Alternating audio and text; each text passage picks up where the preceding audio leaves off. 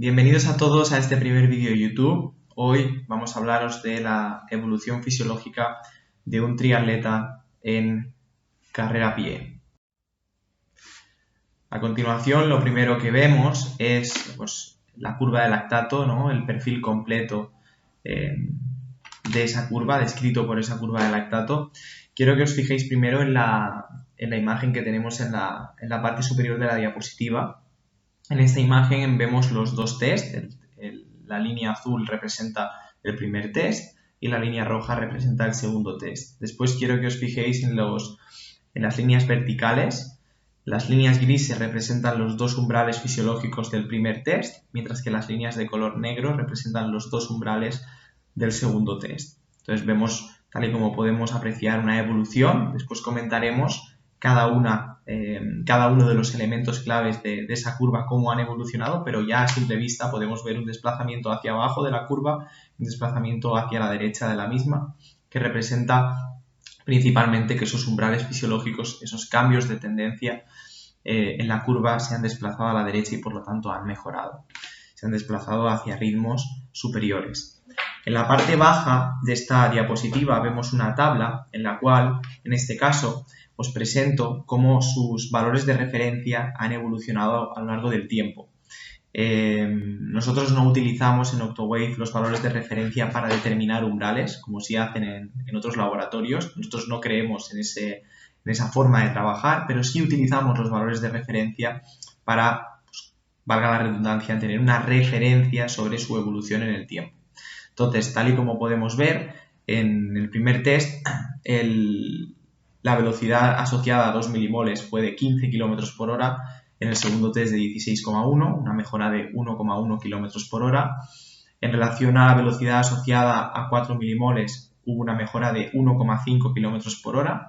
En relación a la velocidad aeróbica máxima hubo una evolución de 1,2 km por hora, así que con algunas diferencias vemos que estas tres velocidades asociadas a estos puntos de referencia han evolucionado de forma parecida.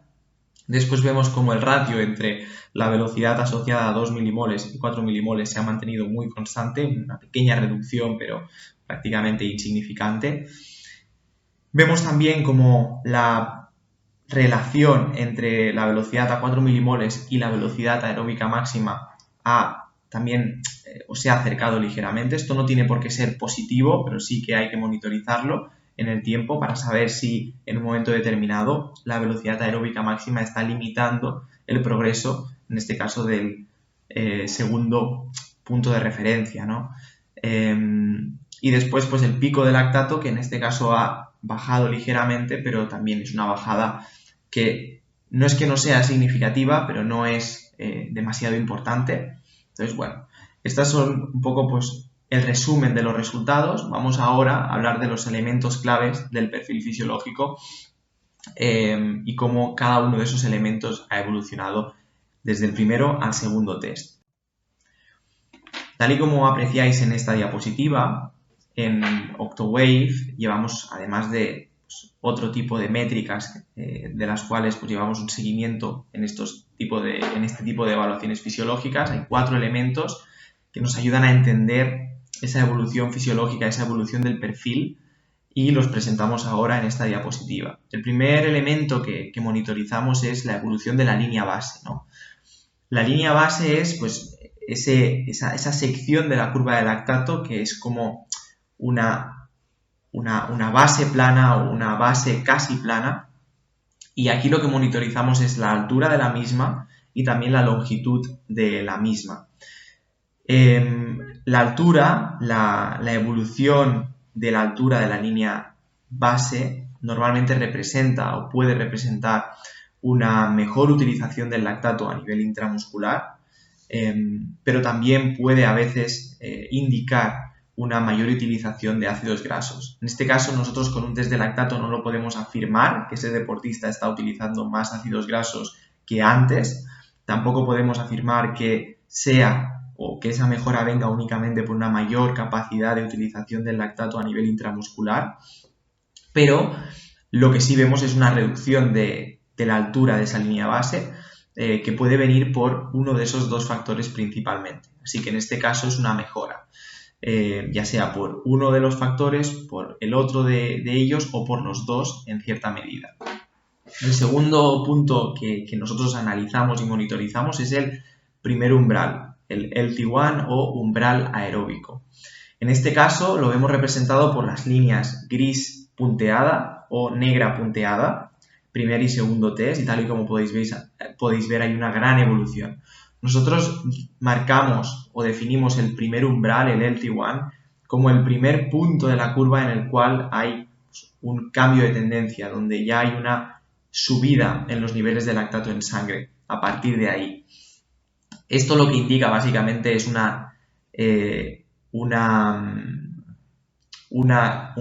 comienzo, ¿no?, del reclutamiento de fibras de carácter algo más glucolítico.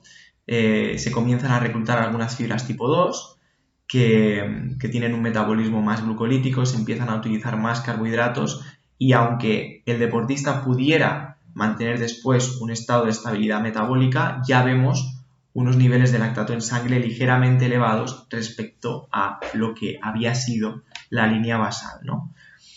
En este caso vemos una mejora de entre 25 y 30 segundos, que indica que la base aeróbica del deportista ha mejorado de forma muy notoria. Nos indica que este deportista antes era capaz únicamente de correr hasta 4,20 el kilómetro aproximadamente, utilizando de forma prácticamente aislada fibras tipo 1 más oxidativas, y ahora en cambio es capaz de correr hasta 3,55 reclutando prácticamente de forma aislada esas fibras de carácter más oxidativo, fibras tipo 1, con lo cual hay una gran mejora en ese sentido. El LT1 después lo tenemos en la esquina derecha de la diapositiva. En este caso también vemos una gran mejora. En la figura lo vemos representado por las líneas verticales sólidas, línea gris primer test, línea negra segundo test. Vemos una mejora de 15 a 20 segundos y de nuevo, en este sentido, pues vemos una mejor utilización del lactato a nivel intramuscular, que puede venir por diferentes factores a nivel fisiológico, pero que siempre va a estar asociada a una mejora del rendimiento en múltiples distancias, desde lo que es 5 kilómetros hasta incluso la maratón. Y después también quiero que nos paremos en el ratio V2-V4. Antes hemos hablado de que ha habido un mantenimiento de ese ratio, una ligera disminución, pero prácticamente insignificante. El ratio de V2-V4 se ha mantenido alrededor del 90%. Entonces os podéis preguntar por qué monitorizamos este ratio. Normalmente en la literatura se ha visto cómo la velocidad asociada a 4 milimoles se asocia al rendimiento en muchas competiciones. Si el deportista mejora la velocidad asociada a 4 milimoles, suele mejorar su rendimiento en 10 kilómetros, en media maratón, en 5 kilómetros, en múltiples distancias. Por lo tanto, nosotros utilizamos ese valor de referencia, la velocidad de 4 milimoles, como un valor relacionado con el performance en competición. Y la velocidad de 2 milimoles lo utilizamos como un valor que representa la base del deportista, el desarrollo aeróbico base de ese atleta. Entonces, lo que buscamos es que el valor de V2 esté lo suficientemente cerca del valor de V4 y ello lo que nos indica, si es así, es que a las velocidades de competición el deportista tiene una gran contribución aeróbica y ello potencialmente va a contribuir a que ese deportista tenga una gran capacidad a esos ritmos de competición en las diferentes distancias. Si la contribución aeróbica es menor a ritmos asociados de competición, pues es probable que esa capacidad de sostener esos ritmos de competición se vea comprometida. Por lo tanto, como bien os digo, lo que tratamos es de que esos valores de referencia estén lo suficientemente cerca, pero que no estén solapados, porque si están solapados tampoco es positivo, ¿vale? Siempre queremos que ese deportista también tenga una contribución glucolítica suficiente en ritmos de competición. Solemos ver que ratios de relación V2-V4 que rodean o que están situados entre el 90% al 94% suelen ser los más adecuados de cara a rendir de forma óptima en competiciones. Después lo que hay que ver es, en concreto, en relación a cada deportista, qué ratio es el que se asocia con mejores performance y ajustando el entrenamiento se puede tratar de llegar a ese ratio o acercarnos a él de cara a optimizar ese rendimiento en competición. Entonces os podéis preguntar, ¿qué ha hecho este deportista para mejorar tanto ese perfil fisiológico en 6 meses? Por supuesto, esto es una mejora en el perfil fisiológico que ahora esperamos se vea reflejada en la mejora en competición, que al final es lo que queremos, ¿no? Pero os podéis preguntar, ¿cuáles han sido los principios que ha seguido este deportista para mejorar tanto? Pues de forma muy simplificada vamos a vamos a describir esos principios de entrenamiento que hemos seguido durante estos 7 meses de colaboración que llevamos hasta ahora. Lo primero que quiero que os fijéis, antes de hablar de esos principios, es de esa distribución de la intensidad. Hablamos mucho de cuál es la distribución de la intensidad óptima. Durante muchos años hemos hablado de que ese 80-20 es lo más adecuado. Hemos hablado se habla mucho de una escuela más de entrenamiento polarizado, donde se recomienda hacer trabajo en zona 1, un 80%, y después en zona 3, siempre hablando de un modelo trifásico de un 20%.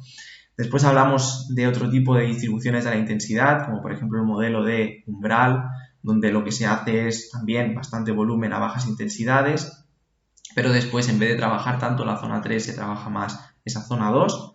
Nosotros lo que tratamos es tener un enfoque que esté equilibrado y al final, de la misma manera que una curva de lactato parte en una línea base y después crece de forma exponencial, yo veo la distribución de entrenamiento al revés de lo que sería una curva de lactato.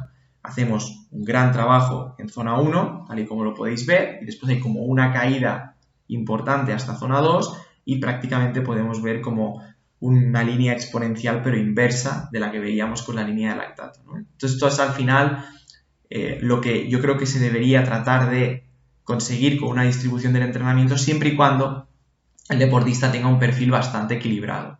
En el caso de que el perfil del deportista no sea tan equilibrado, es posible que veamos distribuciones algo diferentes. Pero este deportista partía de un perfil bastante equilibrado y lo que tratamos fue mejorar ese perfil de forma armónica, pero siempre sin desequilibrarlo. Entonces, tal y como podéis ver, pues realizó un 83-84% del volumen en zona 1, por debajo del primer umbral aeróbico. Aquí no solo hubo trabajos muy suaves, no solo hicimos rodajes, después lo veremos. Después realizamos alrededor de un 15% del volumen entre umbrales, lo que sería una zona 2 en ese modelo trifásico, y después alrededor de un 3-4%, hasta más o menos un 5% incluso en zona 3 por encima del segundo umbral fisiológico. Ahora sí vamos a hablar de los principios. El primero de ellos fue el de progresión en las tareas. En ese sentido me gustaría que pensáramos en una progresión en las tareas no en una temporada, no en un bloque de entrenamiento, sino más bien a largo plazo. Yo cuando, en este caso, un deportista viene a mí y me plantea una colaboración de cara a mejorar a largo plazo, en este caso siendo un deportista joven de 21 o 22 años, pienso no en que compita y que haga todo lo que podría estar haciendo de cara a ser mejor en 6 meses, pienso cómo podemos ir progresando a lo largo del tiempo.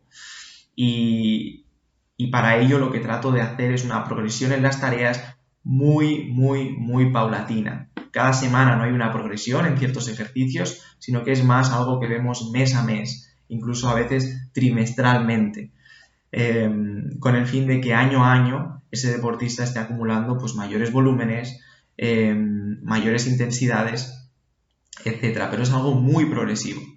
Después, en el caso de este atleta, el foco lo hemos puesto en el desarrollo de la capacidad aeróbica. Al tener un deportista con un pico de lactato bastante importante en el primer test, cercano a 13 milimoles, pero ver unos umbrales fisiológicos poco desarrollados para los objetivos a largo plazo que tenía ese deportista, pues pusimos un foco muy importante en el desarrollo de esa capacidad aeróbica. Siempre hablo de que esta capacidad aeróbica debe ser desarrollada desde abajo hacia arriba. Y por ello nos hemos centrado en trabajar esta capacidad aeróbica a través de trabajos de primer umbral, donde hemos hecho sobre todo muchas sesiones a ritmos suaves, que serían rodajes básicos, y después hemos hecho trabajos también dedicados alrededor de ese primer umbral fisiológico, que funcionan muy bien para mejorar esa capacidad aeróbica del deportista. Puntualmente hemos introducido trabajos de segundo umbral, y estos los hemos adaptado al fenotipo del deportista. Tal y como hemos dicho, hay una forma de estimar el fenotipo en relación a las fibras musculares del atleta. Esto lo podemos conseguir a través de la monitorización o a través de la medición del pico de lactato en un test metabólico en este caso. Tal y como dijimos antes, este atleta dio un pico de lactato de 13 milimoles en el primer test, y esto lo que nos indica es que no es un deportista puramente glucolítico, pero sí que es un deportista que, dentro de que tiene un perfil híbrido, es un perfil híbrido un poco tendiente hacia esas fibras de carácter más glucolítico, hacia esas fibras tipo 2. Y por ende, esos trabajos de segundo umbral deben ser programados de forma específica para deportistas de este estilo. En otro vídeo podemos hablar de cómo lo hacemos, pero simplemente debemos tener en cuenta que los pocos trabajos dedicados a ese umbral fisiológico que se han implementado se han individualizado en base a su fenotipo. El cuarto punto es una mejora progresiva de la capacidad glucolítica. Y esto lo hemos conseguido simplemente trabajando la velocidad base del deportista, que no pierda la capacidad de ir rápido, que la tenía en este caso, no la hemos tenido que desarrollar demasiado, porque el deportista era capaz de correr a ritmos de 2.25, 2.35 de forma repetida en esfuerzos de 20 a 30 segundos con bastante facilidad, pero hemos mantenido esta capacidad de mover rápido las piernas, porque de no hacerlo puede afectar a su desarrollo a largo plazo, y esto no es algo que busquemos. Queremos mantener esa velocidad, queremos mantener ese techo y asegurarnos de que el techo no limite su progreso a lo largo del tiempo. Otro principio, y que puede que choque a muchas personas, es el de huir de la especificidad. Cuando un deportista está empezando, lo que debemos centrarnos es en el desarrollo de capacidades y huir de la especificidad, que muchas veces lo que hace es utilizar esas capacidades pero no las desarrolla. Entonces, al final, esto es muy importante. El año pasado tuvimos competiciones, lo hicimos bien, hicimos mejores resultados de los que había conseguido anteriormente, pero no las preparamos de forma ultra específica. Siempre tratamos de mantener trabajos que siguieran desarrollando sus capacidades. Por lo tanto, evitamos muchos trabajos de potencia aeróbica centrándonos demasiado en esa zona 3, y evitamos también trabajos de segundo umbral demasiado extensivos que pudieran ser demasiado estresantes para un deportista tan joven. Y por último, un tema muy recurrente, el entrenamiento de fuerza. Fue un entrenamiento de fuerza muy simple y muy centrado en corregir descompensaciones musculares. No implementamos aún el año pasado o durante estos 6-7 meses trabajos de pliometría demasiado estresantes, no implementamos trabajos de fuerza demasiado estresantes, hicimos trabajos muy básicos centrándonos en equilibrar el sistema muscular y sistema neuromuscular del deportista. Aquí os presento algunas sesiones clave que hemos realizado en relación a los diferentes trabajos que hemos planteado durante estos meses. Podemos apreciar una sesión básica de rodaje de 80 minutos, en este caso, no todos han sido de 80 minutos, pero vemos el concepto, un long run o un medium distance run, o sea, un rodaje entre 10 a 18 kilómetros a ritmos suaves, muy por debajo de lo que sería ese primer punto de inflexión, acumular volumen de entrenamiento, mejorar la densidad mitocondrial, mejorar todas esas adaptaciones relacionadas con la proliferación de mitocondrias. Segundo tipo de trabajo, trabajos centrados en el primer umbral, lo que os he dicho anteriormente. El trabajo de primer umbral está subestimado y para mí es muy importante, es esencial para cualquier deportista, no solo para las personas que preparen una maratón, sino para cualquier deportista independientemente de la distancia que prepare. Y hemos hecho sesiones dedicadas de primer umbral 1 o 2 veces a la semana, como por ejemplo la que tenéis en pantalla. No fue la única, hubo otras, hubo bloques de entrenamiento donde nos centramos en la extensión de los trabajos de primer umbral, hacerlos cada vez más largos, o hubo otras veces donde nos centramos más en el componente intensivo de estos trabajos, buscando series un poquito más cortas, pero buscando ir al límite de lo que sería el ritmo de ese primer umbral fisiológico. Tercer tipo de trabajo, un trabajo, como os digo, adaptado al fenotipo del deportista, 12, por ejemplo, series de 1 minuto en lo que sería la velocidad asociada al segundo umbral. Ya hablaremos, porque esto no es tan fácil como decir tu segundo umbral está a 3,25 en el test de lactato que hemos hecho y siempre tienes que ir a 3,25. En otro vídeo podemos hablar de cómo ajustar el ritmo de segundo umbral o el ritmo de primer umbral en función de un componente muy importante y que muchas veces olvidamos, que es la duración del estímulo que estamos o que estemos imponiendo en el deportista, pero esto ya hablaremos de ello. Un cuarto tipo de trabajo centrado en la capacidad glucolítica, como por ejemplo un trabajo de cuestas, seguido de un bloque de utilización del lactato generado. Esto también es importante para seguir enseñando al cuerpo de alguna forma a utilizar el lactato producido por esas fibras más glucolíticas en esas fibras después más oxidativas, ¿no? Y después, pues trabajos de carácter más centrados en el desarrollo o en el mantenimiento de la velocidad base, como por ejemplo pues, rodajes seguidos de un trabajo de rectas, progresivas, etc. Así que bueno, esto ha sido un poco el progreso de este deportista. Han sido 6 meses de colaboración, desde el primer test al segundo test. Aquí solo os presento la carrera a pie. Por supuesto, es un triatleta que también ha hecho sesiones de ciclismo y sesiones de natación, y es posible, o seguro, que esas sesiones han tenido una influencia las unas con las otras, pero aquí os presento de forma aislada la carrera a pie y os he explicado un poquito pues, lo que hemos hecho para que tengáis o para que veáis pues, un ejemplo particular. Recordad, un atleta joven, un atleta que ha entrenado algunos años, pero con algunos parones, con algo de inconsistencias. Así que, bueno, como siempre digo, nos hemos centrado en desarrollar esa casa por los suelos para ir construyéndola poquito a poco. Y nada, espero que os haya parecido interesante, como mínimo que os haya aportado información nueva. Si queréis más información, nos podéis enviar un mensaje a nuestro correo electrónico o dejadnos comentarios en este canal de YouTube. Y si queréis entrenar con nosotros, estamos encantados de oír vuestro caso, así que también podéis enviarnos un correo electrónico al email que tenéis en pantalla. Muchas gracias por vuestra atención y nos vemos la semana que viene.